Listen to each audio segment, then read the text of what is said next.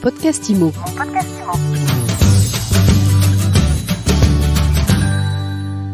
Bonjour et bienvenue dans ce nouvel épisode de mon podcast IMO. On parle rénovation énergétique aujourd'hui. Ça va être le thème phare des prochains mois, voire des prochaines années. Et pour en parler, je suis avec Thierry Vignal, président de Mastéos. Bonjour. Salut Ariane.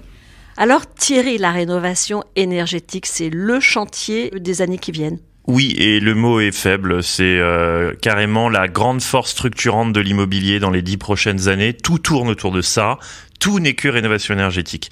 Les prix sont en train de s'ajuster autour des DPE.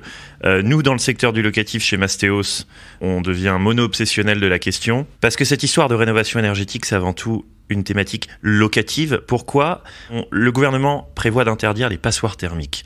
D'abord les G, les pires G dès 2023, les moins pires en 2025, les F en 2028 et les E en 2034. Il faut être bon en alphabet.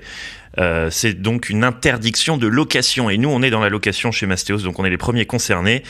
Voilà pourquoi c'est le grand projet de 2023. Et alors, comment vous allez vous adapter, vous, à cet nouvel environnement ? Alors, ça apporte de la complexité, mais je rappelle quand même que ça part d'une très bonne intention. L'immobilier, c'est 30% de l'empreinte carbone en France. Donc ça met beaucoup de sens à ce qu'on fait et toutes les équipes sont ravies qu'on puisse se tourner sur des sujets d'avenir et de soutenabilité.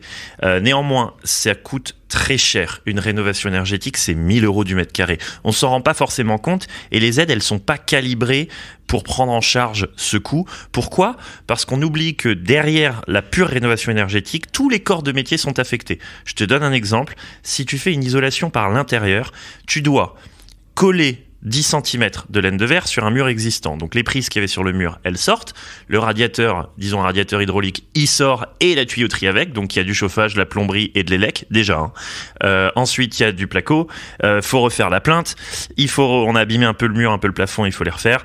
Voilà. Donc en fait on a exploité 6 corps de métier pour une isolation laine de verre qui était en elle-même 100 € du mètre carré. Mais tout ce qui a été affecté par ailleurs fait monter la note à 1 000 € du mètre carré. Ce qui fait que les coûts sont exorbitants sur un fond et un contexte de pénurie et d'inflation des matières premières. Ça rend la chose très difficile à financer et l'État n'aide pas parce que MaPrimeRénov', elle ne couvre qu'une infime partie d'un chantier moyen qui coûte 25 000 € et les banques n'ont pas pris le relais. Il y a quelques dispositifs mais qui sont trop anecdotiques. Ce qu'il faut, c'est un PGE énergétique avec des durées d'emprunt longues pour lisser les mensualités. Aujourd'hui, pour financer une rénovation énergétique, tu as grosso modo comme seule option un prêt conso sur 5 ans avec des mensualités délirantes. Et ça, les Français ne peuvent pas se le permettre, surtout en temps de crise. Quand on habite un lieu, le fait qu'il soit plus ou moins bien isolé, ça joue sur la note énergétique. Ça joue pas pour autant sur le confort de vie au quotidien. Est-ce qu'on a envie de dépenser plus juste pour faire baisser la note ? C'est ça le problème, c'est que... Est-ce qu'on a envie ou est-ce qu'on est capable de le faire ? En fait, ça t'apporte pas des bénéfices aussi clairs qu'une rénovation classique où là, tu vas clairement créer un effet coup de cœur, tu vas valoriser de manière beaucoup plus directe le bien, tu vas pouvoir augmenter le loyer parce que tu augmentes les conditions de confort. Là, c'est quand même de l'invisible. Tu vois, la pompe à chaleur, les VMC, c'est pas ça qui fait craquer un locataire ou il n'y a pas de plaisir. Il y a pas de coup de cœur à la sortie parce que tu as des meilleurs VMC ou des huisseries plus performantes. Donc néanmoins, il faut quand même dire que ça, il y a quand même un effet sur les prix qui est de plus en plus fort à mesure qu'on s'approche des dates butoirs. On observe, nous, chez Mastéos, un discount sur le prix d'environ 10 à 15% selon les villes entre un bien passoire thermique et un bien équivalent qui ne l'est pas. Donc tu as quand même une opportunité à l'achat qui est de négocier un bien 10 à 15% sous le prix et ensuite ton effort de rénovation énergétique il joue quand même parce qu'à chaque lettre gagnée, on gagne en moyenne 5% sur le prix. Donc tu peux acheter avec une décote et revendre avec plus-value. Donc c'est pas tout à fait inutile, surtout que tu peux amortir les travaux, donc les déduire des revenus locatifs et le gouvernement vient de doubler pour le régime foncier le déficit foncier. Voilà, il est passé à 20 000 € au lieu de 10. Donc ça, en fait, il y a des effets fiscaux qui commencent à devenir intéressants. Il y a un effet sur le prix à l'achat et à la revente qui commence à se faire sentir, mais faut pas que ça fasse oublier le prix exorbitant d'une rénovation énergétique et l'incapacité de la majorité des propriétaires bailleurs à la financer. Alors, il y a une autre question que j'aimerais aborder qui en découle, c'est qu'est-ce que ça a comme conséquence sur le rendement locatif aujourd'hui, sachant qu'en plus de ça, on a une inflation qui est très élevée.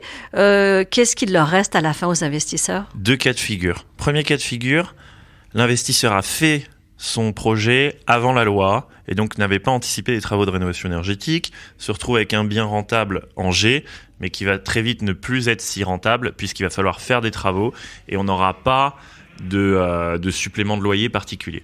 Donc le propriétaire qui a déjà le bien, il va s'envoyer 25 000 € de travaux et il n'y aura pas d'impact sur sa renta, sauf à la baisse. Puisque en fait c'est de l'argent dépensé qui n'a pas de complément de revenu en face.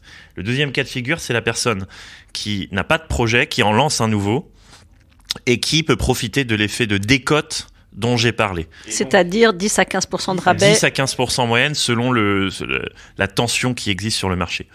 Et là, dans ce cas de figure, on peut s'y retrouver. Parce que c'est sûr que quand le prix baisse, la renta, elle augmente. Donc si j'arrive à baisser le prix à la négo parce que j'achète un bien qui est mal noté sur le DPE, certes, je vais faire des travaux, mais je vais m'y retrouver parce que j'aurai acheté le bien moins cher. Je vais faire un peu d'économie sur mes factures, faut pas l'oublier quand même parce que c'est le but de l'opération. Enfin, le véritable but de l'opération, c'est de pas être soumis à une interdiction de location, faut le rappeler. C'est-à-dire que avant d'économiser un peu sur sa facture EDF, c'est avant tout pouvoir louer, parce que c'est une interdiction formelle de location. Mais une fois qu'on a levé cette interdiction parce qu'on est sorti du statut de passoire thermique, on économise un peu sur sa facture énergie. Le problème, c'est que c'est le locataire qui la paye la plupart du temps. Donc cette économie sur les factures n'a pas d'effet notable sur la renta. L'impact majoritaire, il est sur la négo à l'achat. Conclusion, c'est un objectif écologique extrêmement louable de la part du gouvernement pour faire baisser le secteur qui pollue le plus, tout secteur confondu. Mais on n'est pas outillé aujourd'hui pour atteindre cet objectif. Ça reste un idéal régulateur. On a trop de contraintes au niveau des pénuries d'effectifs et de matériaux, de l'inflation, les contraintes techniques, les copros qui permettent pas forcément de faire tous les travaux nécessaires et surtout les contraintes financières. Donc l'État va s'adapter et va assouplir de plus en plus. Les investisseurs vont s'adapter, les prix vont s'adapter de plus en plus pour s'ajuster au DPE. Le DPE est mal reflété dans les prix, mais ça va être de plus en plus le cas. Et ce que je veux dire, c'est que c'est quand même l'opportunité de créer une filière d'excellence et de devenir leader sur un secteur qui pèse 300 milliards d'euros. On a 6 millions de passoires thermiques en France, 5 millions en F et G et un peu plus de 6 millions en E. C'est les 3 lettres qui vont être interdites à la location. Ça fait 11 millions de biens. Un chantier de rénovation énergétique, c'est 25 000 €.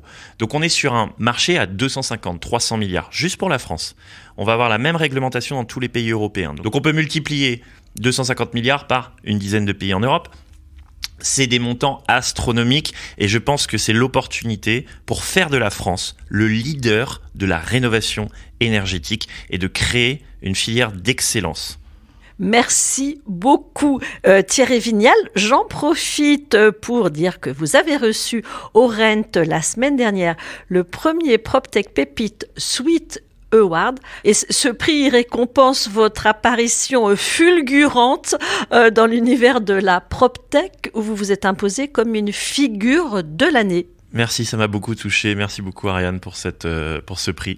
Et je vous dis à très vite pour un nouvel épisode de Mon Podcast Immo, tous les jours sur MySuite Immo et sur toutes les plateformes. Mon Podcast Immo. Mon Podcast Immo.